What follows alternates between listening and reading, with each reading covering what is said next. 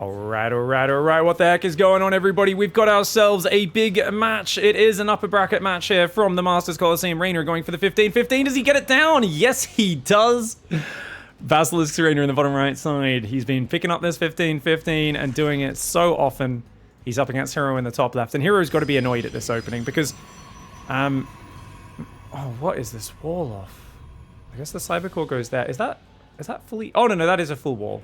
Man, Hero's wall-offs are so funny lately. I love it. This one's not too bad, because with the opening next to the pylon like that, you can just wall off behind it with, like, 2 big buildings, and, you know, it's not too bad. I don't mind it. Don't mind it. At first, I was a little like, oh god, is the Cybercore actually going to finish walling off? But it will. He's going to harass now. The spawning pool went down right on 1 minute and 5 seconds, which is slightly late. REYNOR was... normally, I've seen him get that down at 1 minute and 3 seconds on this map. Could just be because this probe has been interrupting his mining slightly, or maybe the probe blocked the spawning pool going down at first and I wasn't looking at it. My apologies if I did miss that. Looks like a 131 gas, so a pretty late gas going down for REYNOR. I would imagine he might be just doing the single worker on gas and trying to go straight for queen and a third hatchery down about maybe 3 minutes 10, 3:15. This is, of course, a very economic build, a very static build, and I've really been wanting a player who sees a gas this late to just chrono their first 2 adepts across the map. And I'm curious, because does he just defend perfectly with 4 queens, a few zerglings, only loses a drone or 2?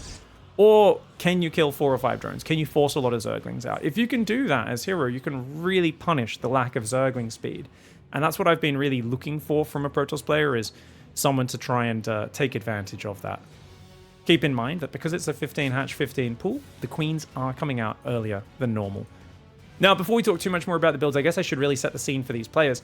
Every time REYNOR and Hero play, it is fireworks. It is madness. And the reason is Hero is an aggressive madman, but REYNOR also is not a player who's going to turtle to Hive Tech. He will play Lair Tech for life, which gives Hero comeback capability against him, because REYNOR won't hit fast lurkers or broodlords pretty much ever. I mean, I've said that, and I've probably just jinxed it, and he'll do it this game.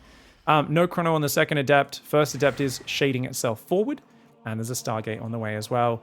Yeah, as we can see, guys, it's just that 1 worker on gas, the REYNOR special opening.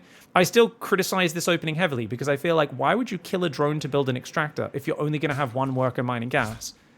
To me, my instincts say it's better to just mine from the natural with an extra drone earlier, take the gas at 2 minutes, and then chuck 2 or 3 workers on it all at once. I could be wrong on that. It's something I'm probably going to need to test at some point if I want to keep talking about this opening and criticizing it.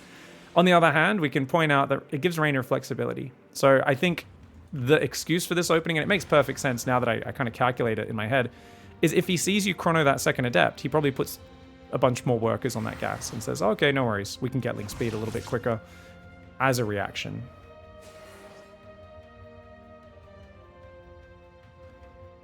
Adepts coming forwards. Oof, okay. Oracle is out on the map. Second one is on the way. We've got 31 drones against 36 probes. If Hero can find a bit of damage, he can get himself into a very good spot. He's already got that 3rd Nexus on the way. Hero's early game Adept Oracle pressure is some of the best. He's going to dive. 3rd Queen makes that costly. Very costly. Only gets 1 drone down. The other one pulling back there. Perfect D by REYNOR.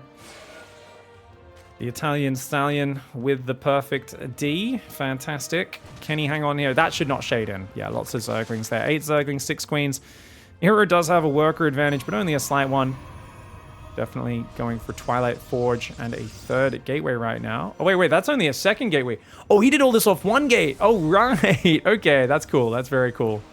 This is a really streamlined opening for Hero. It's the one where you can get in trouble if they do really good, cheeky, like, Zergling aggression, but because he knew there was no link speed, he said, why would I need a 2nd gateway? No chance of aggression from you. I can be greedier also. They've had some very close series in the past. I remember around 2021, I think it was. They played a lot of series that were some of the funnest games I've ever cast. Hero doing crazy stuff. Unfortunately, during that period, REYNOR was at like an all-time peak. That's around the time REYNOR won the World Championship, of course. And I mean, he was in the championship finals the year before and the year after 2021 as well, the year that he won. So he was really at his peak. But I remember like they'd be fun, chaotic games, and they were so much fun to watch. It's just the score lines were always very REYNOR focused. It'd be like 3-1 or 3-0 almost always. And that's what made it a little bit, over time, you're like, oh, these games look fun, but it loses hype if you know the Protoss player was always gonna, you know, just barely get held by REYNOR. even though they look fun in of themselves. I think recently, though, I haven't seen too much, obviously, Reynor versus Hero. Hero plays against Dark on the daily basis, though, and I always feel like Dark and Reynor are two Zergs cut of the same cloth. Fantastic tactics, great micro, and not really late game specialists. They don't really like go towards the late game. They try to win in the early and mid game. The difference is, of course, that Dark does a lot more all-ins. In this matchup especially, I feel like Dark and Reynor become very different players because you've got Reynor, who's almost always going like 4 base and then rolling Banes and Ravages in from every side. Whereas Dark's like, oh, I'm going to Queenling Nidus you one game, then I'm going to Queen Walk the next game with Queen Ravager. The game after that, there's a randomling Bane timing. And then, you know, game 4 in a best of 5, Dark will play his first macro game of the series. Lings find themselves a Stalker kill, which is always somewhat valuable, but you got to be careful with how many Lings you throw away for that. Hero's defense looking great. Now, Hero doesn't have a 4th just yet, guys. Charge is finished. He's got those Zealots warping in, a bunch already coming across the map. Where are the Roaches? Where are the Roaches? Reynor! He didn't see this coming at all. Oh, no! His Zerglings on the other side of the map gave him a false sense of security. I like the pullback there. He's trying to limit surface area. That front queen, though, she's dying so quickly. The Oracles do turn on their lasers. They have to stay away from the Queens and the Spores, though. Zerglings on the left getting wrecked by those Oracles. The Queens, though, do hold the line very well initially. 4th base up front goes down. He's still building more Zerglings as Reynor. He desperately needs more Roaches. Having a core of Roaches will shut this down. That Oracle goes down. If he can hold that choke point, that choke point's too wide. He's got to get back to the mineral line. Reynor pulling back to the mineral line. Nice transfuses. Roaches and Lings trying to come out. More Zealots from behind. Oh my god!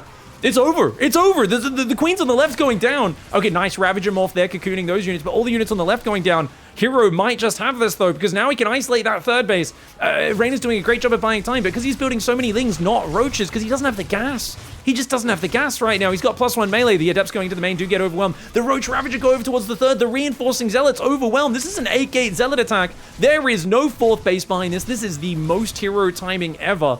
I'm just going to YOLO you with Oracles and Zealots. 27 Zealots on the map against 4 Roaches.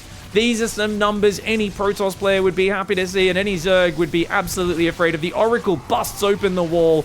Beautiful play there. If he can kill all the Queens, that is going to be it. Woo! I want to show you guys I did a bad job. I've kept myself spoiler-free of these games, so I have no idea what's going to happen in them. And I didn't realize while he was over on the right, I should have been talking a bit more about the build. I was talking more about the back and forth and the history. This is a +1 charge timing, 8 gates. So notice, guys, he took the gases on the natural. Did Reynor see that? Oh, he even showed it to him. I don't know when Reynor saw this, probably the Overlord. So he showed the quick gases to make it look like a normal build. He even started mining from them. And then after killing that Overlord, remember with the Stalker, he pulled off gas. So it's actually a 2-gas timing. It's basically just 3 mineral lines. Only the 2 gases in the main. He's even pulled a worker off each of those gases to optimize this. Oh, so he's really, Reynor thought this is a normal game. And then these Ling aggression, he thinks, oh, I'm getting information. This is good for me. I see a few Adepts. I see a Stalker. I see a single Zealot warp in that I forced there. And this is such bad timing for him because this is right as the attack's moving down the left. He doesn't have the Watchtower. He doesn't have vision, so he doesn't see it coming. And he's building Zerglings. He even has the safety Roach Horn. If he's building 8 Roaches right now, I do believe he's fine. Because I do think he's macroed quite well in the early game. If he's building 8 Roaches and just keeps building Roaches, he'll be good. Now you might say, but he doesn't have enough gas, Pig. If he knew what was happening, he would cancel melee to get another 100 gas. That's just not an important upgrade. And he would instantly saturate these other gases as well. Like this one and these 2 gases, and just basically build nothing but Roaches. And you might think, well, aren't Banelings the counter to Zealots? They definitely destroy clumped up Zealots in big masses, but they are suicide units, whereas getting a ball of Roaches is going to deal with the Roaches, the Zealots. You can, like we saw, put them in the mineral line. It's the Banelings, once they keep massing Zealots, you'll add Banelings to really crush them, but Roaches are what keep you alive and get the job done. Caught off guard in game 1. Gotta watch out for those Zealot timings, Reynor. He does go for a 15 hatchery again. But learning from the failed block last game, Hero is going to go gas first. A very greedy build. A great way to play against the European Zergs who almost never 12 pool. I guarantee you 12 pool is going to come back into the mix. And maybe even this series. If Hero keeps doing this, Reynor definitely might try to mix in a punishing opening. 12 pool is not a terrible macro build either. It's not fantastic. The very top Protosses did get pretty good at counter-pressuring after the 12 pool, but I know like Dark, for instance, will still come and do the hatchery block to mess up your wall off with it. And a bunch of those different things. Because of stutter stepping with Terran, My index finger hurts when I play Terran. Your index finger?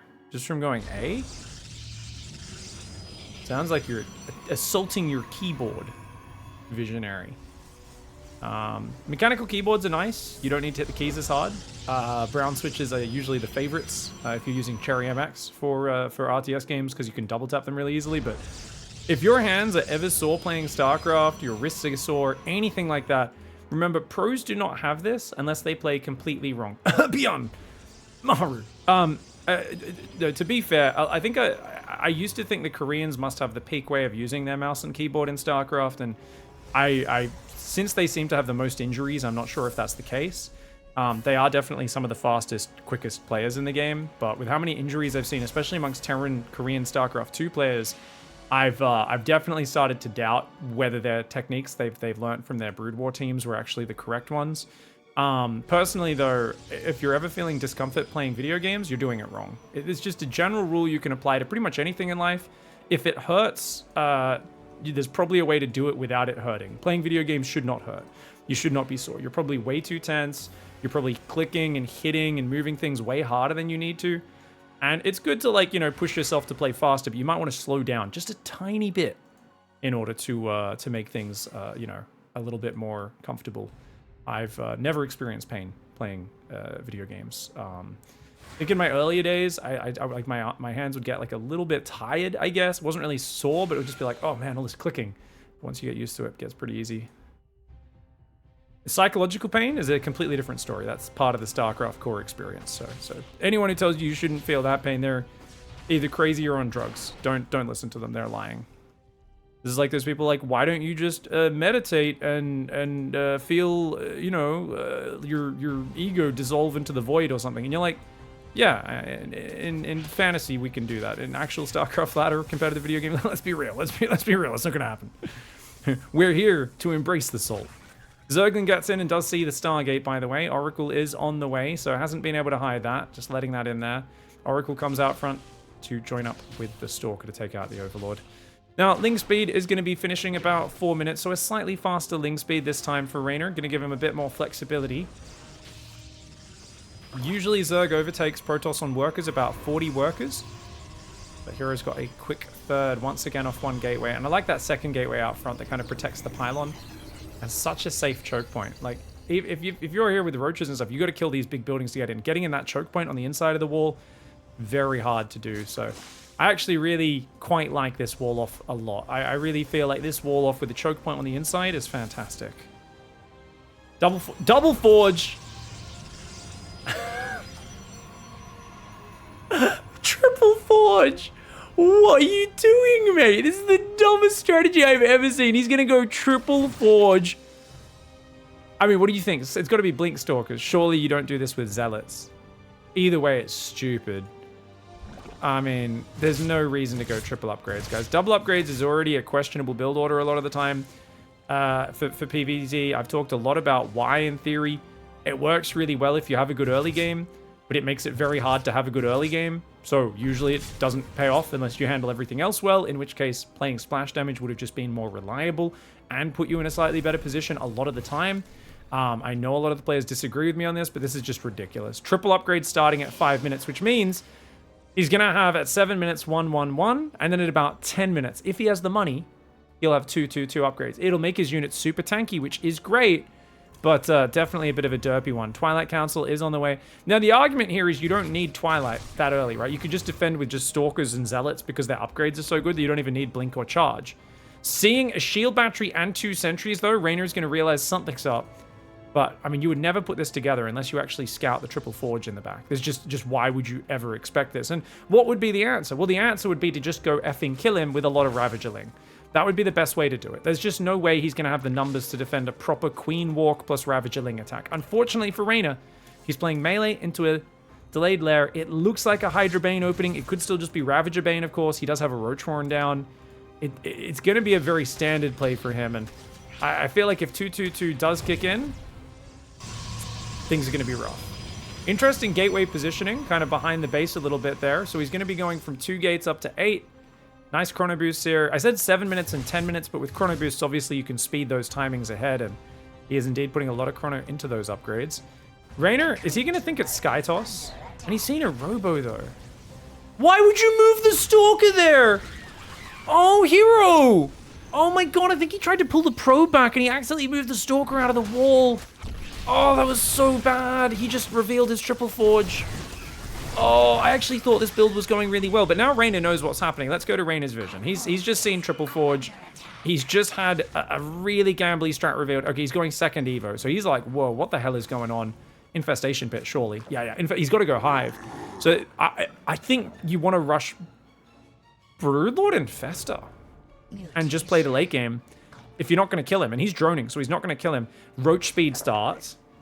I mean, he's going to start with Ravager Bane. I think he's going to go Hive and Spire at the same time with that Infestation Pit's finished. The reason is you've already seen Immortals building. You know he has good upgrades.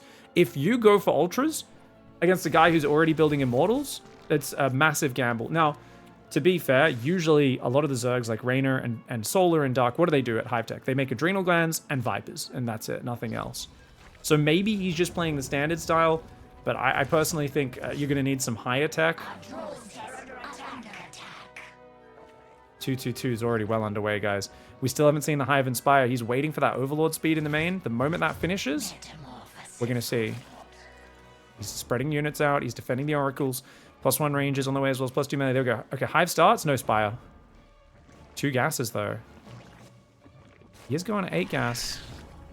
To be fair, REYNOR is... I'm going back to everyone's camera. REYNOR is famously late on his Hive Tech.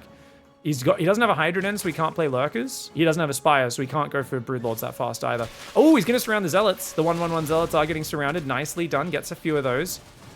Hero trying to be active, but he's got to be very careful with this army. 2-2-2 is all about a minute out. So, yeah, about 9 minutes we're going to have 2-2-2 finished. There we go. The Spire goes down. It was just late. Very standard for REYNOR. Hive and Spire take the exact same time to make, but...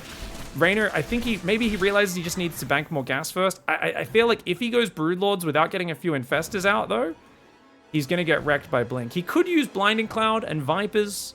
I just feel like a couple of Infestors will be so important for keeping these well-upgraded Stalkers off your back. That being said, I mean, REYNOR has a giant economy, 88 workers. 4th base is only now on the way for Hero.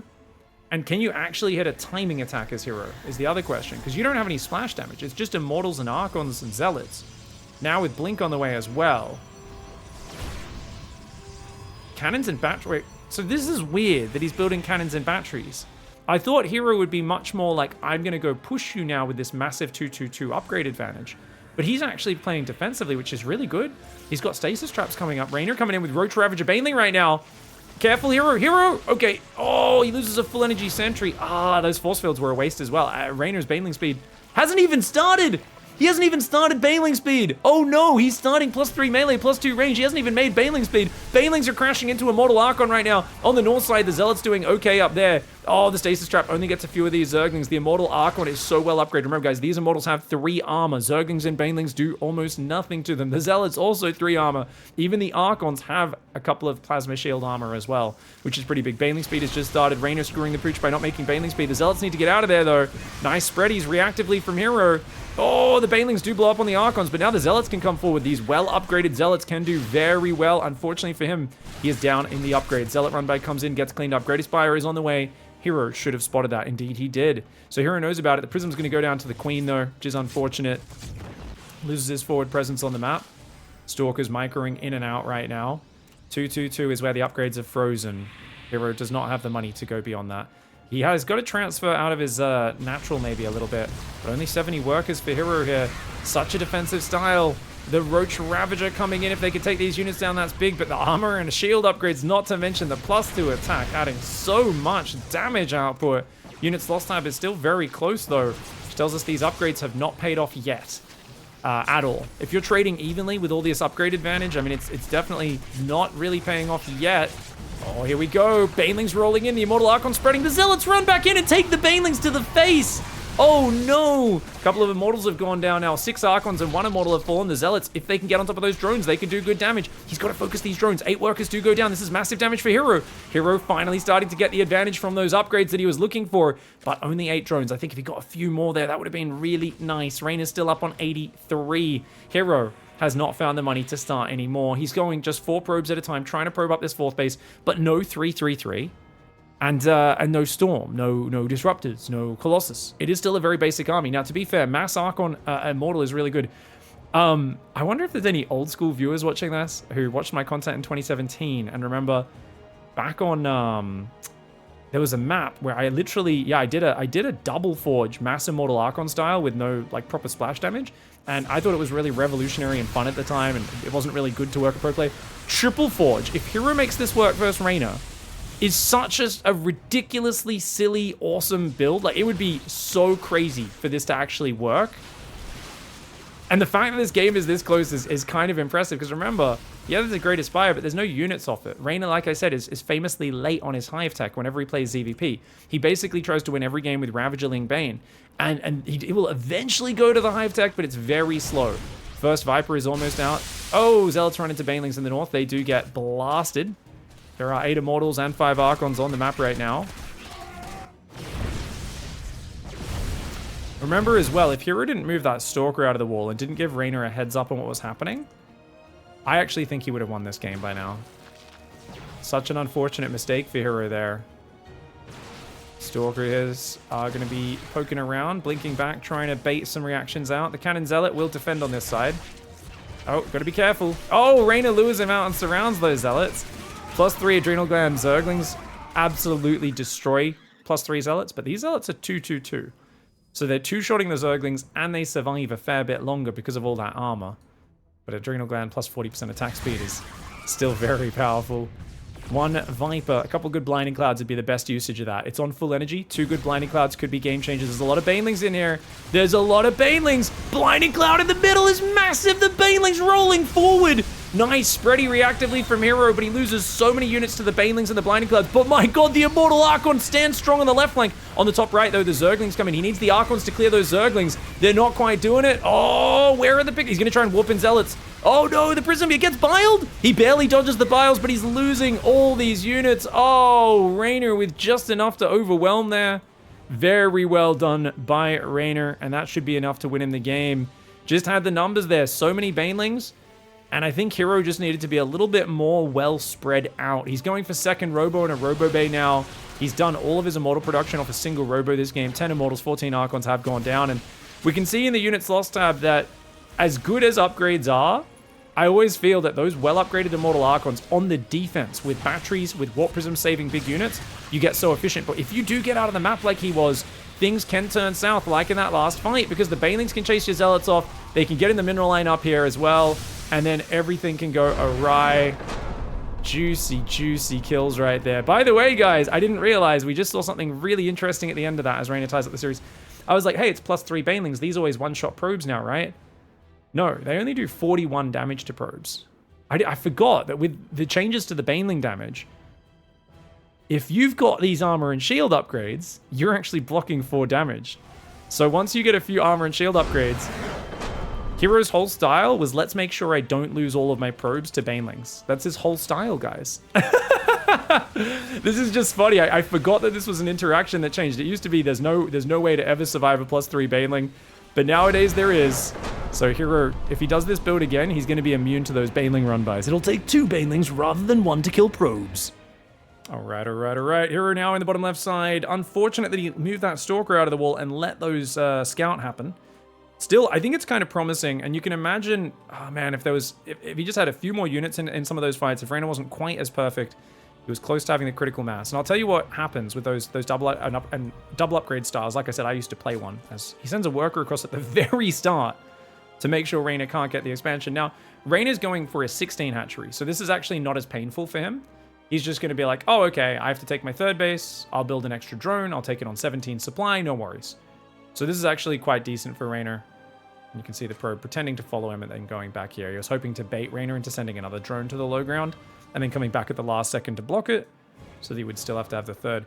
So, yeah, back to explain those double and triple upgrade styles. Immortals and Archons are already very tanky units. Warp Prism Micro is already overpowered if in the hands of a very skilled Protoss player.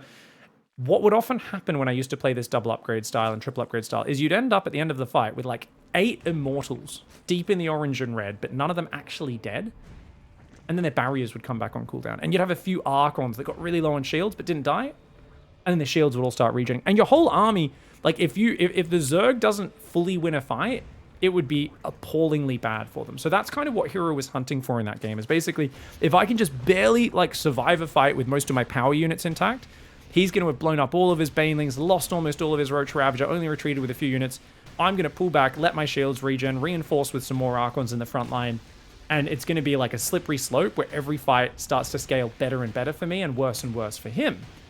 Now, you might be wondering, well, in that case, why didn't Hero just wait and chill? Well, he saw a Great Aspire. And you know what's funny about Reynor building that Great Aspire at the front? You could argue it's safer from Zealot drops. You could also argue it's easier for Hero to scout. And I think the fear of the Great Aspire tech being up was making Hero go, dude, if Broodlords get out, I can't push into that. I don't have enough money to warp in like 15 Blink Stalkers. I don't have any Storm to kill the Zerglings that'll kill my Stalkers when they blink forward. I got to get in before Broodlords are out. So the threat of the Great Aspire for Reynor actually worked really well. In hindsight, because there was no Corruptors, Hero could have played a mind game and basically just said, oh, it's Reynor, you never actually make your Hive Tech on time. I'm just going to wait a bit longer, maybe even get a +3 attack in there or something like that, and attack with an extra 2 Immortals, 6 Archons, another 15 Zealots doing a run by what Prism in your main. And there's a point where if you're maxed out on Ravagerling Bane and they're maxed out on 2/2/2 Immortal Archon Zealot, the Immortal Archon army is going to start to scale so much better than you. Unless it's super clumped and the Banelings get great hits, it's going to just do so much better.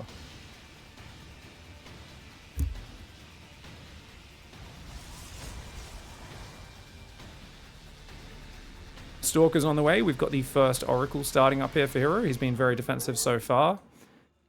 Fully pulled off gas is Reynor. Reynor hits a little bit of a supply block on 36, but I don't think that was too painful. You can see all of his lava was mostly being spent. Building a few more drones here. And the Overlord going to retreat to the pillar. Now, this is something where, because Hero is so consistently chasing the Overlord down, do you stop scouting with your Overlord at some point here? For now, Reynor is basically saying, I don't mind losing my Overlord. It is what it is, whatever. But I personally would be tempted as a Zerg player who likes to get every edge that he can. And I know, you know, guys like Cyril will definitely do this. I don't know if Reynor will bother. You want to just say, okay, well, you're going to do that every game. I'm going to show the Overlord, but then I'm going to, like, pull it back out here or somewhere where it's far enough back that it's, like, really hard for you to confirm the kill without my Zerglings with speed surrounding the Stalker and killing it. Lings coming in, guys. That's 8 Lings down here. 2 Lings will run past the Adept. Oracle flies in towards the main. 2 Queens do deflect. There are still 2 Queens in the third as well. Natural Base quickly builds a Zergling. Lava are light units and can get focused down, of course. Oracle's going to take out only 1 Zergling. Probe in the open, but the Oracle is nearby, so he does back off.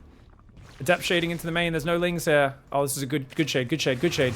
Hero gets in here, and Reynor leaving his pants down a little bit, giving Hero the opportunity to give him the wedgie. But those Zerglings blocking that Adept in the rear is actually massive. That should have been at least 3 workers. Only gets 2 due to those single 2 Zerglings blocking. Hero needed to just stop tunnel visioning on the drones. All he needed to do was just focus fire the Zerglings, and then he could have, you know, disengaged from the Queens and kept that problem going for a bit longer. Double Oracles going through. The fact that Reynor can't get mining on his third at 5 minutes, this is a disaster. This is looking really bad for Reynor. He loses that Spore Crawler. No cancel. Oh, you always want to cancel that. Even if you lose the drone the moment it cancels, it's the 75 minerals is worth it. But good Links around on the other side of the map. He will take out one of the Adepts. Oracle comes back, turns on its laser beam though. Adept gets back to the choke point. There are 2 gateways up on this map, guys. He's going to warp in a few more Adepts, so he should be safe, especially with an Oracle overhead. Even though it's only got a tiny bit of energy, tiny bit's better than none. 47 probes are up. 4th gas is mining. +1, and Blink is on the way. 2 gates now going to 5 gateways for Hero, and he's got 3 Oracles on the front. There are 7 Queens out. It's enough to defend this. Reynor's vision is fantastic. He's got to put his Queens in the right position nonetheless. Notice he focuses the weak Oracle there, but Hero just pulls it back. Slides into the main, but the drones get slided away. Perfect defense here by Reynor in the follow-up to the early stage. He's got a 4th hatchery on the purple gas. And as his Evo chamber comes up, we can expect melee and a Roach Warren for safety at 5 minutes 40. 3 worker advantage for the Zerg as a bunch more gateways come up. This is looking... Is this 8 gate? Wow, 8 gate, no wall off at the third. I mean, this is just blink aggression. It's just a lot of blink aggression. Seeing a few Stalkers at the third, Reynor doesn't get too much information on just how much production is coming. But Reynor's stopping at 62 workers to mass the Zerglings. A wise decision that will keep him safe. If you let those first Stalkers get in a really good position, you can just die Look at that. A gateway on the front as well. It's going to be... Is that 9-gate Stalker? Wow, that's kind of crazy, guys. 9-gate Stalker. 4 gases. This is going to be interesting to see. Now, one of the things I saw Hero recently do this build with the forward gateway, like a cannon gets spotted, but no gases on the third and no probe production. I think he knows exactly what's happening. Indeed, he does. He forgets pylons sometimes, I was going to say, but look at that. Perfectly timed 2 pylons. Hero is playing a tight game here. Stalkers are on the front. He's got stasis traps behind. Stasis traps are a big part of what make this aggression good. The Zerglings set off the top one. They're going to set off the bottom one. Uh-oh. That's all the stasis trap reserves gone for Hero. We saw Max ripping people to shreds recently with these sort of stasis trap Blink Stalker aggressions. Oh, but Blink on cooldown. And a few Stalkers do go down. 3 Stalkers have fallen. Still maintaining position up front, but the Oracles are out of energy, which means his reserve is gone. Hero needs to go home. He needs to back off right now. If he gets surrounded, he is in the doo-doo. He's going to blink to the other side. Oh, he's lucky. He's got 1 stasis trap in the reserve. With only 3 oracles, I think Hero needs another oracle, yet he can't afford it, because that means he's completely out of gas. 60 workers against 60. He's going to take out Reynor's 4th base. And you know what? If you can kill their 4th, you can transition. So if he wants, he could take the gases, take a 4th. The question is where? Does he take it down here? He could. He could take it there and kill that gateway later. Or he could just keep up the aggression. +2 does start for the Stalkers. Ling Bane run by getting ready. Nothing in the wall! Are you kidding me, Hero? Okay, he does realize that he's open there. He does realize that he's been F2ing willy-nilly, and he's got to stop doing that. He warps in a new Stalker at home, but his 3rd base is still wide open. Oh, and the Stalker gets F2'd to the front. Luckily, it scouts this. Hero is bad F2ing. Actually scouts the Banelings coming in, and it gives him time to react. Oh, man. His terrible habits almost get him in trouble, but then they actually get him out of it there. Oh. F2 is the select all army key for anyone who's new to StarCraft. It's a key that noobs use to select their army because they don't know how to use control groups. Hero uses it all the time. He is one of the highest level players to use control groups in the weirdest way possible. Notice how his number 1 and 2 are always changing. Basically, he only control groups the most recent thing he looks at. He just grabbed a probe here, it's on control 2. The previous thing he controlled was the oracles. They're on control 1. How does he control his Stalkers, you might ask? Well, he presses select all army, or he just boxes them. He just clicks on the minimap, boxes his units, tells them to do stuff. It means he's very good at adapting to chaotic situations because he's used to having no control of his units. It also means in a situation where defense should be easy, he makes it look way harder than it needs to because he's just doing things in a very disorganized fashion. I'm trying to think of an analogy. It's just think of some sort of craft or trade where there's a tool for the job. Say hammering a nail in. Hero is a guy who doesn't use a hammer. He just uses his fist and tries to punch the nail into like the piece of wood. That's essentially the way Hero plays StarCraft. And don't get me wrong, it gives him the toughest hands you've ever seen. So he's able to have this immense strength. At the same time, his hand is dented and permanently damaged and has nerve damage because he keeps punching nails in when he could just pick up a hammer. Reynor is still on the defense, though. His 4th base has only just got up, the new rebuild of that in the north. +2 melees on the way, Baneling speed almost complete. Ling, Ravager, Roach coming forward, Stalkers.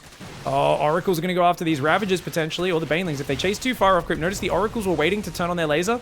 Oh god, that's a lot of Zerglings though. That is a lot of Zerglings on the left side. The Ravagers and the Banelings will get defended by the Queens eventually. The Stalkers are starting to die. He's got to keep microing that, but he's not. He's just focusing on the Oracles. The Zealots are going in. The Stalkers, though, seem to be doing okay here. Oh, Banelings find the Zealots on the right side. Dude, what a chaotic fight right now. What a chaotic fight. The Banelings going after the Zealots. The Zealots do turn around. There's only 1 Baneling left. They're going to take it down. The Banelings and the Roaches and the Queens now having a back off. All the Banelings are gone. It's just Zealot, Stalker, Oracle. The 4th base did indeed get taken in the south, by the way. Hero looking to push. He's got +1 armor and a shield upgrade is now on the way as well. So using the double forge, he said +2 attacks all I need. Let's get armor. Let's get shields. Let's get some survivability on these units. He needs to go right now. If he waits for the Banelings to morph, I think he might be in trouble. Otherwise, he's got to send the Zealots to the south to counterattack. But he absolutely cannot fight the front with the Zealots against the Banelings. That is not the way you want to do this. He's going to split the Zealots south now. He's realizing, yeah, don't want to go in the same base. Oh, no, no, Hero! Hero! Just moves his Zealots into the Banelings. Oh my god, an absolutely disastrous move, but his Stalkers are still having the edge. The Roach Ravager is just so outnumbered, it has no upgrades. The new Zealot wave comes in. Hero might have enough to win this, but it's so all in now because of that Zealot wastage, and there's so much Ling Roach Ravager coming out. Hero may have just sacrificed a chance to overwhelm this game. I honestly feel he could have attacked the south base with the Zealots, moved north and killed this base for free with his Stalkers, or just kept trading here. The unit's lost time is actually barely ahead right now for Hero as he starts 4 more probes, 2 more gases, no splash damage on the way for Hero. Remember that REYNOR right now is stuck on +2 melee, but he's got a hive and his adrenal glands just finished. These Zerglings have just been fed crack. That's right, guys. They've got some crack, and they are like, oh, man. Maybe not crack. Maybe meth is a better... I think meth. These are some meth soldiers, man. These guys are just like, yeah, let's go. Cracklings do so much damage. The thing is, when are they actually allowed to attack? Hero's so good at just blinking back and pulling back. It feels like the Zerglings never really have a lot of surface area. Stasis trap, those Zerglings escape. First Disruptor's on the way. Hero's on 73 probes. He's trying to keep up the aggression. I'd love to see a few more small Zealot run-bys just to keep REYNOR busy. But it is, of course, so front on. The Zealots once again go up the natural headbutt into some Banelings, but the second round does go in. The Zerglings aren't quite ready for it. It's just a shame he's doing it so close to the army, so it's so easy for REYNOR to split those Zerglings off to deal with that. And with the Adrenal, he surrounds those guys in the bottom left side of our screen, takes them out. In the top left, the Stalkers here. Disruptor gets a decent hit. Could have been bigger there for Shawsies. The Queens are all on the front line fighting right now. REYNOR desperately trying to hang on. It is a micro battle for the ages. The Warp Prism's in the open. It's going to go down. Warp Prism does fall to the Corrosive Bile. Stasis traps, though, freezing the flanks from all sides. And that's a problem for REYNOR. So many of his units are stuck in stasis right now. They are in timeout. Disruptor comes forward. Big boom boom. Massive boom boom. 4 Queens hit. He blinks on his face. Hero full YOLO mode. He goes up to the Tiger, kicks it in the junk, and says, let's go. Unfortunately, it was a massive overcommitment. Yes, he got a good Disruptor shot, but blinking in there was entirely unnecessary. He just threw all of his Stalkers away. There was no need to force the issue there. He was taking good fights, but he was trying to get the damage done before the units popped out of stasis, and it costs him massively. Now, he could throw a ball. Speed ball. Speed balls! Gets 2 Roaches, not bad, but he will lose that Disruptor. 5th base trying to come up. The Adrenal Zerglings doing very well here. Plasma Shields and +1 armors on the way. Colossus is finally coming out of his single robo. That will be huge. He's making sentries and Zealots right now. I gotta say, guys, at this stage of the game, what would you rather have? 4 sentries or 2 Archons? Or an Archon and a half? I'd rather the Archon and a half. Those sentries are a one-time use. There's no way they survive to cast a 2nd or 3rd force field, or it's very unlikely at least. Don't be wrong, you can warp them in, they're immediately useful. You don't have a Templar Archives, I get that. But Archons would be so good at absorbing this damage. Stalkers down here on the south, going to try and defend with the cannon battery. Oh, Zealot Colossus trying to come down. Lings in the north going to overwhelm that base. Stalkers, Zealots trying to warp in. REYNOR might actually make the impossible comeback here. He's been on the back foot for so long, but man, what a messy game. The sentries do literally nothing. He's done. He's lost 12 probes in the top left. The Zealot Stalker getting overwhelmed. I thought Hero had him. It was so close to killing REYNOR for the last 5 minutes. Hero, he's famous for his killer instinct, of course, but sometimes killer instinct gets you killed because you push into a situation that you did not need to. What a close, action-packed banger of a game. REYNOR takes the lead, 2-1. All right. Let's go, guys. We've got REYNOR down here in the bottom left side of the map going for hatch, gas, and soon to be a spawning pool. Oh, wait a second. That was a 14 pool. Look how early this probe is. That probe is here pretty early, but I think that was a 14 hatchery because that went down at 32 seconds. Yeah, that's a 14 hatchery, guys. So REYNOR making sure he anticipated the probe coming across and does get that down. Hero going for a gateway, a gas, pretty standard follow-up for him. He's just going to harass with the probe now. Hero doing his famous harass from the inside. Oh, he blocks the spawning pool. He blocked the spawning pool. Wow, that spawning pool's really late, guys. It's down to the minute 9. For a 14 hatchery, that's very late. So Hero, I think blocking the spawning pool and scaring him into going to a 14 hatchery, I think it's okay. You're going to see when REYNOR's hatchery finishes on the natural, he's going to have his spawning pool nowhere near finished. Whereas the whole point of a 15-15 is that, of course, you finish at the same time, you start those 2 queens very early, and you go from there. Great micro with the probe being a proper D-bag right here.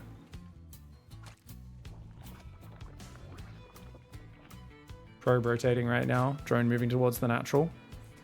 Second gas is on the way. We've got the Cybercore coming up. Like, this wall-off's pretty good, though. The gateway is very exposed to getting focused down by Ling Floods. That's the only weakness of it.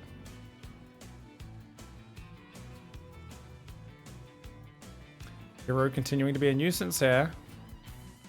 But looks like he will be leaving now. He sees only 1 worker on gas. He knows that it's the REYNOR special there. So Reynor's Queen started at, what was that, a minute 57. Normally you start up about, I think, a minute 51 with a 15-15. So they are still faster by about 5 seconds compared to a 16 hatchery, but not as fast as the 15-15. That being said, not getting your expansion blocked is always worth it, as the Zerg, I would say. Oh, bit of a mistake for Hero there. That probe did not shift-click back onto the gas. This probe circling around, trying to make sure there's no Zerglings flooding out or anything like that, as his Adepts come in behind this. Does fix that third worker onto gas. Chrono boosting both next side, so you can see it's a very big economy-focused play here for Hero. Adept Shade coming in towards, but not able to commit just yet. Ling speed starting up at 254. It looks like the moment the Adept left... Oh, the moment the Adept left, he actually put 3 workers on gas. And now he's pulled off. So he started the Ling speed a bit earlier than you would expect based on the early scouting of the Protoss. Which is why the second Adept coming across will not be expecting Ling speed to be done in 50 seconds. They've still got time to work. We'll see what happens. The male Ursadak there has a very strange tail. Depth Shade going forwards. Glaives is on the way behind it. We've got a second gateway and a third coming up behind this. Wouldn't be surprised to see a fourth as well. There we go. Fourth gateway does go down. Adept Shade's just cancelling so far. 4 queens and 8 zerglings, keeping Hero back. Hero not willing to commit any deeper. He could go for, of course, one of the choke points, but the zerglings will eventually shut you down if you do that. Warp Prism starts up here at about 345, 340. Hero does start that pylon here, and a second pylon as well. He's only got 3 adepts out right now. Normally, you do warp in a 4th, and then you go out with the prism, you warp in 4 more on the front. So normally you move out with 4 adepts, a warp prism, at about 4 minutes, just after then. He's moving out now. 1 adept joins into the prism. So it's going to be, okay, looks like it's just going to be 3 adepts, plus 4 warping in on the first wave. Nothing too crazy. Extra gas goes down to the natural. Probing is continuing as well. Rain is up on 41 workers as these steps do come forward. Zerglings find them on the right flank. Third hatchery's up. Spore Crawlers are building. 1 in the natural, 1 in the third to stop Dark Templar. 6 queens, 9 zerglings, and a lot more zerglings are on the way. Raynor's Roachhorn not quite finished. He's not sure if it's Dark Templar or not, so he's stuck on 38 drones after building all these buildings. Not the highest count, but it will be good enough for now. Whoa! Crazy! Crazy! Hero commits, but actually he's got a decent little bit of chunk of units to limit the surface area. He's actually slaying these Zerglings pretty well. That Ready Point Adept finally goes down, but he's got even more coming. He lost 3 Adepts for 28 Zerglings! What the heck? I thought that was enough Zerglings with a good enough position to stop him, but man, Hero has way better pattern recognition. He realized in that positioning, his Adepts were shoulder to shoulder where the Lings couldn't surround them well enough. And they were able to just hold that formation, break down the Zerglings. Remember, it's only 2 Adept shots per Zergling. They were also nicely spread out with, I think the Adepts were all kind of pairing up and shooting 2 Zerglings per Adept volley, which is exactly what you want, so there's minimal overkill. Immortal is being built behind this. He's got a 4th gas up. He's thinking about a 3rd base. Raynor's going to try to send some Zerglings across to deal with that, but that means he's only got 5 roaches on the D. These Adepts cancel their shade and start to just fight head on. Queens are taking damage. Transfuses are all gone. They do take out 2 of the Adepts. Lings come in and deny the 3rd base. 4th gas is now mining right now for Hero. Hero's up 5 workers still, and with a second Immortal starting, you know he's going for that 4-gate Immortal Adept push. Oh my god, of course his wall's open. Luckily for him, an Immortal can kill like 8 Zerglings. It'll kill quite a few of those before it goes down, but oh man, losing it is pretty rough. Losing it's pretty rough. I thought he'd pull probes and be able to save it or something, or warp in some units, but even though an Immortal takes a long time to kill, Raynor gets that kill. That being said, Raynor's main base is in tatters. He's losing a lot of drones right now. He does get 2 probes in the main base of Hero. Recall goes down. Looks like the Zerglings got cleaned up. Only 2 probes died there. Yeah, you lost an Immortal. That does suck. However, Raynor's on 33 drones, and that sucks more. 3 drones on the 3rd, 18 on the natural, and 11 in the main. Very little gas mining as well. He's trying to recover his work account, but as that Warp Prism comes forward, we've got, look at this, Sentries warping in as well. So he's going to wait for the second Immortal. He's going to have to wall his base off probably after that. We'll see what he does. A few Zerglings looking for the counterattack. Adept in the wall off can stop that. 4 Adept drop going towards the main base. 3 Roaches and a Queen are ready to try and intercept this. More Roaches coming up as well. Adepts still drop into it, but they quickly change their mind and back away. Immortal Sentry Adept on that right side, ready to move out now. Unfortunately, he's actually used hold position for the first time in his life. It does block that Immortal. Hero quickly fixes that. Adept shading down that right side. He's thinking about shading ahead of his army. That's weird. Shading ahead of the sentries and whatnot. Wow. Interesting. He ends up waiting for them anyway. Third base is on the way behind this. Disruptors and Blink are building. Still only 4-gate production.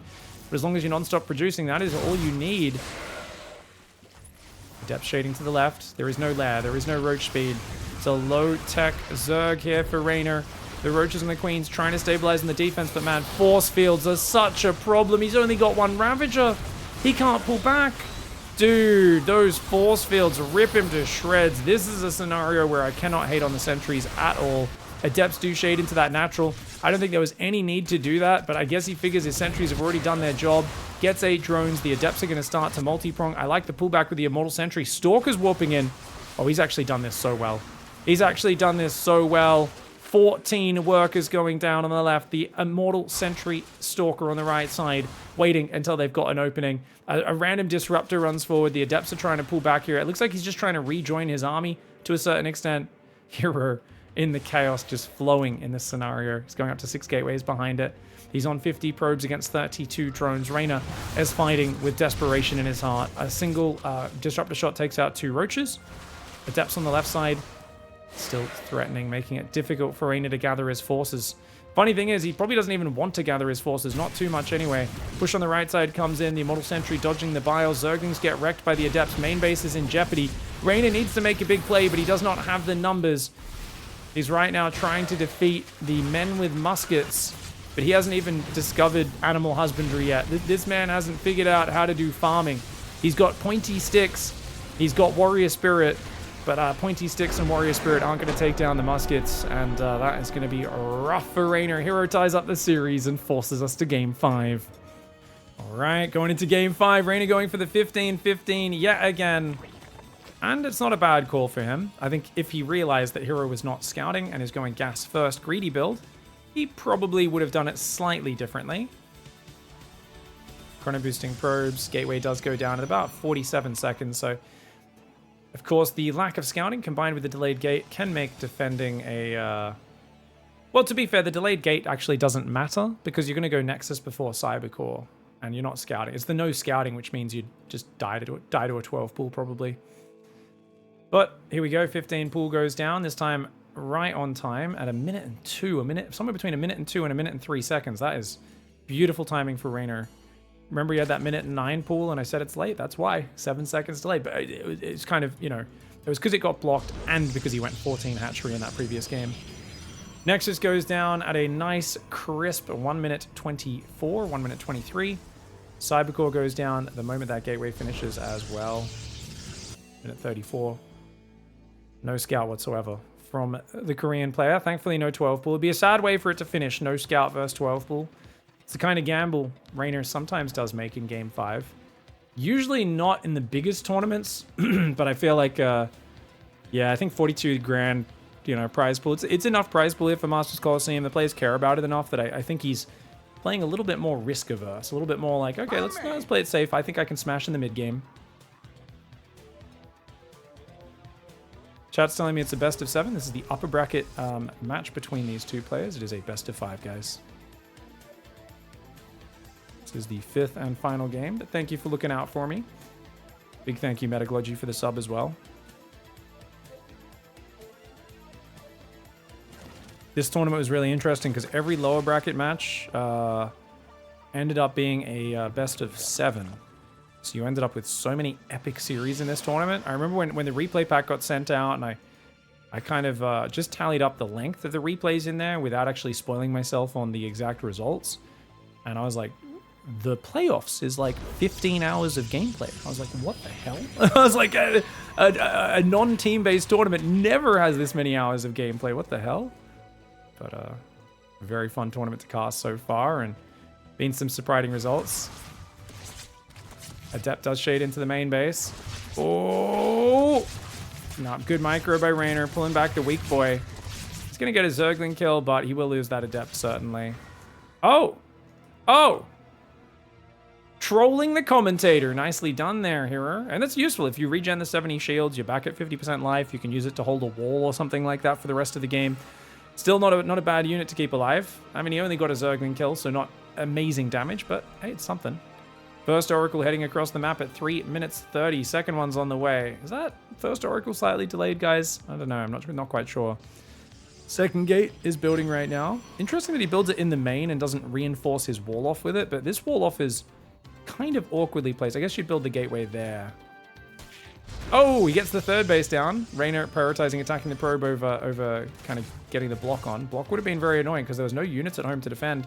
Adepts are shading in. The Adepts should cancel. Oh, he should cancel the whole thing. He should cancel the whole thing. Oh, the Oracle gets shot down. Great catch by REYNOR. Killing the first Oracle is a massive momentum shifter in the early game. And the Adepts also get themselves a couple Zerglings. They take out 2 drones. Dude, if he gets these out of here, that's crazy. And look how late link speed is. Okay, so this is actually good. Losing the Oracle is terrible. Getting a few drones, a few Zerglings, keeping the Adepts alive can really make up for it. Oh my god, he's going to get even more damage. Oh, REYNOR from catching the Oracle to massively screwing up. Unfortunately, he does get the Adepts surrounded in the mineral line. If he pulled them both back, that would have been good. Great transfuse, but 6 drones go down. The other Oracle only gets 1 worker, though, before falling into the deep orange. There's still 2 Oracles out. Third base is almost finished. Worker advantage goes to Hero so far. He's up on 4 gases. Mostly mining. His Twilight and his Forge go down at 445. And he's going up to a 3rd and 4th gateway. We've got 5 Adepts on the front. There are only 11 Zerglings, so those Adepts are going to be a bit of a problem. The Queens are needed to defend the Oracles, so if the Adepts can go elsewhere, shade into the natural, Oracles dive the 3rd, could be great. Those Oracles could literally just do so much damage to this mineral line. If they commit right now, so much damage waiting. The Adepts shade in, though! No! A bad move for Hero! Right onto the Queens and Zerglings. The 3rd base was wide open for the Oracle dive. He misses the opportunity. He will dive the main. He's got to get at least 3 or 4 workers to make this worth it. But he stops to attack the Spore Crawler. Hero with a big mistake on the micro. He does get 6 drones, but he loses another Oracle. There's no way that's worth it because his follow-up pressure is going to suck. REYNOR now has map control. He's droning hard. REYNOR should immediately take a 4th base. Look for REYNOR to send a drone out to that 4th and then build a Roach Warren afterwards to stabilize. He doesn't have a lair started. Obviously, he's just like re-droning. But I definitely feel if he wants to continue this lead, and with the Oracle count going down, he's got no real threat. That's the way to do it. Let's go to REYNOR's camera, get inside his mind. Roach Warren goes down. He's playing very cautiously right now. His worker count's excellent. We can expect some gases to go down. 3rd base starts taking itself a gas. Lair goes up in the main. Queen's very well positioned. He's spreading his creep. That 4th base has gone up on the right side. REYNOR's got control of his base very nicely. Now, Hero is ahead in the workers. But with only 2 Oracles out, obviously 2 have died. Oh man, don't throw your Oracle away for a bad stasis. Oh, he loses it. Doesn't even get anything. Unnecessary stasis. If you're already getting hit by a Queen, you're already damaged. You do not want to stop to cast a stasis. Always better to hide on the edge of the map and come back later when there's an opening. Charge and +1 are on the way. Now, this is something where I really feel there's a sniper build where you could go Swarm Host Roach to deal with Hero because he's so Zealot focused. You go for like a 3 base mass Roach Swarm Host. I think it's hard for him to deal with, but so far no one's called him out for this. He's going to go for the Zealots yet again. There's going to be 6 gate Zealot, 8 gate actually. I think the last few just transformed. Oracle going down that right side. Just heard a bit of an odd noise in my kitchen. Don't know what that was. Oh, I think Dot's just come home, that's why. Alright, Zealots are here. 8 Zealots coming forwards. Archon's morphing in the middle of the map. No 4th base on the way. No Robo production. 2nd Forge goes down. Okay, so he's going Zealot Archon pressure into a 4th base. Interesting. Now, REYNOR's scared. He's sitting on just 68 workers. So this is actually a successful pressure so far. You just need to be careful not to overcommit. Seeing no drones on the 4th, Hero's like, oh, okay, I don't need to attack. I'm just going to... If I can secure my own 4th base, I think we're in a good spot. Problem. Massling coming in the north. No wall-offs on his bases. This is the problem with building all your gateways in the main. You're so much more vulnerable in the future. 2nd, Robo building at the 3rd base. I do like that move. Archon drop, rotating around, looking for some damage. Doesn't want to go too deep, though. We've got an Observer, a Stasis, and an Oracle, seeing what's going on. Lings are going to go for the 4th, but the Zealots are there. They can chase that off, especially with their charge and their increased movement speed. 3 more drones and an Infestation Pit are on the way. Oracle in the middle of the map does go down. That's unfortunate for Hero. Archon's in the Observer, cleaning up the creep. Zerglings get cleaned up by the Zerglings. Units lost out Pretty bad for Hero due to the Oracles going down in the early game. But he gets rid of some of these units and does now back off. No Overseer for REYNOR. Definitely should be trying to snipe that Observer. Fourth base is fully saturated. Overlord speed is here. Hive starts up. So REYNOR's playing that Ravager Bane style that he's done all series long. He's very solid with it. It does have a hard fall-off point where he can't really beat your army very well. Hero very rarely finds that point, though, because Hero's always looking to kill REYNOR, usually in the kind of mid-game before he gets to mass splash damage or anything like that. The Immortal count's growing. There's 2 out, 2 more on the way. Robobay coming in. 7th and 8th gases are massive, of course, for Archon production. Archon's such a powerful unit. 86 workers for REYNOR, 77 probes for Hero. I love that he's controlling the creep a little bit with this Archon drop. I've got to wonder what would happen if there was if there was a big surprise wave of Mutalisks. Like Blink's making, but there's no cannons and batteries in the main. The natural third mineral line is not covered by the cannon or battery either. Zealot run by in the south comes in. He was looking for that hatchery. Not sure if the creep and the Overlord spotted him. Zealots are going to pull back and hide. Baneling speed only now starting. REYNOR keeps forgetting that upgrade a lot. Whew. Got to be careful, mate. 4 Immortals are out. 2 more building. We've got another Archon on the way. That's going to be 5 Archons. Plasma Shields starting. I love this. +2 attack into Plasma Shields. We're talking earlier about how, you know, that was a big realization we made, is if you're playing against Massling Bane a lot of the time, even if it has some Roach Ravager support, Plasma Shields on Archons has so much value. A unit where 90% of its hit points is shields. Oh, no! Hero running into Banelings yet again with the Zealot run by. He was looking for the hatchery snipe, but REYNOR was well positioned. He's going to clean up all of those Zealots and continuing to out-trade Hero. I really feel like Hero has so much room to get into this army. Like, he's got 2 Colossi building, 6 Immortals, 5 Archons. I feel like he's in a much better position with, like, 4 economy and his tech coming in, because REYNOR doesn't have a Lurkaden or a Spire on the way. He's only playing single Viper, Ravagerling Bane. That being said, Hero needs to basically max out and then just take a really good fight, and he could crush. 3rd and 4th Colossus are building. A 2nd Viper starts up. Vipers are going to be very useful against this army. Bile's trying to catch the Prism, not able to. Archon pops down, does shoot those units once. Spire starts up for REYNOR. He's thinking about the Greatest Bio transition as a possibility. Hero's being uncharacteristically defensive in this game. Nice transfuse to save the Overseer. The Archon drop is forced to back off. Zealots in the north. Lings and Overlords spread around the south side. Both sides in a bit of a standoff right now. Plasma Shields +1 is getting close to done. So he's got 2-1-1 upgrades in Hero. No sign of 3-3. He's just saying, let's do it. I got 4 Colossus. I got a War Prism. I got 8 Archons, 6 Immortals. It is a beefy army, but he cannot afford to lose that Prism. That is the biggest thing for him right now. He's warping in Stalkers to reinforce the army just as a generic fighting unit. Zealots in the north running in. Here we go! Blinding Clouds all over the army! Massive Blinding Clouds right here for REYNOR. So many Blinding Clouds! Oh my god! The Blinding Clouds were massive! Okay, Hero needs to make Archon Zealot, I feel, but he's actually going just for Mass Stalker. Probably the lowest value unit for your cost in my opinion, but he's still got 4 Colossus, 5 Immortals, and 2 Archons. The Immortals are very heavily wounded, as are the Colossus. The Blinding Cloud energy is gone. The Vipers are trying to suck more energy off the buildings right now. If he wants to push now, he's got to go hard. He's got to force the fight. Pre-Baneling, pre-Viper energy. Biles do land, one of them on an Archon. That Archon is so close to dead. I think he can do this, though. Right now, warping in more High Templar and Zealots. A good choice here. Hero does not have a 5th. He's not making 3-3. He's looking for the kill move. Of course he is. It's Hero. He says, I'm going to just kick your butt, mate. The Prism is looking for the feedbacks, but he doesn't know where those Vipers are. He doesn't know where they are. Massive surround coming in from all sides. Hero is very clumped up. The Vipers coming in with some Blinding Clouds. A few Immortals get left up front. The Stalker Colossus, all that's remaining. There's not much Immortal Archon left. Only 1 Immortal. The Ling Ravager is breaking through. The Lings are getting cleansed by those Colossus, but the Stalkers are making a very poor account for themselves, not really getting much done at all.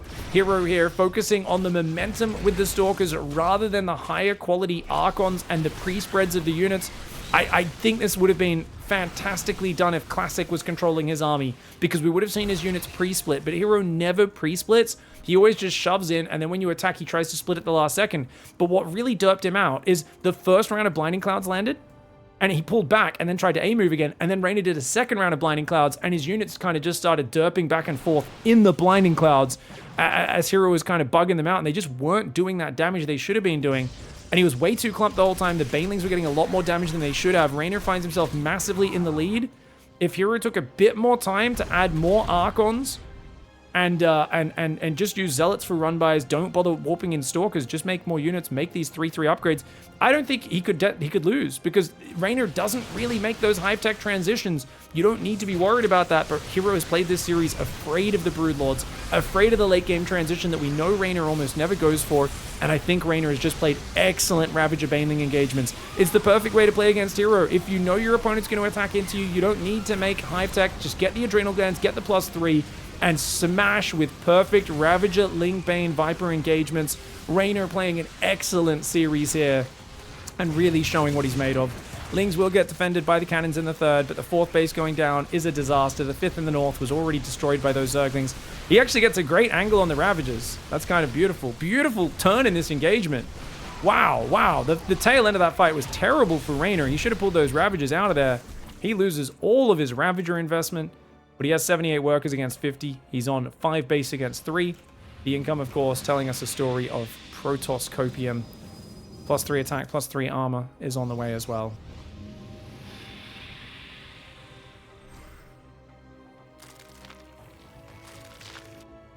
You know, it's hard because you want to pressure the Zerg, but you also don't want to sit there just getting your units abducted. You kind of want to shove in. You don't know exactly when that Great Aspire transition will happen, if it'll ever happen. But I've definitely seen this in the past. REYNOR kind of just dropping the Spire when he feels like it. He'll make a Great Aspire. I do wonder, though, if Hero isn't forcing his way in, does REYNOR just sense it? Does he pick it?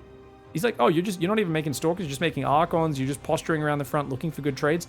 Oh, I shouldn't fight. I need to go Great Aspire. I need to tech up, man. That Prism is going to die. So he unloads 120 damage, I believe, for a Parasitic Bomb, so it should just barely die from that.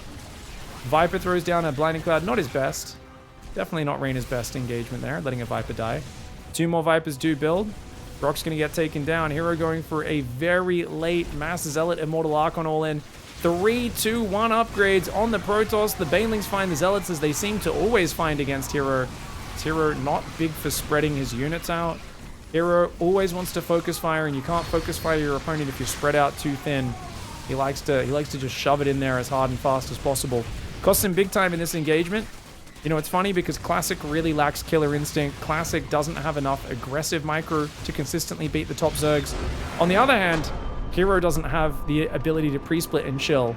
If we could somehow just take one Protoss body and sub in Hero when he's needed to be aggressive, and Classic when we need him to be defensive, and just chill and build a better army, I feel we might have the perfect Protoss player. But as it is, Hero gets a bit overly aggressive there, and REYNOR fights excellently to take him down.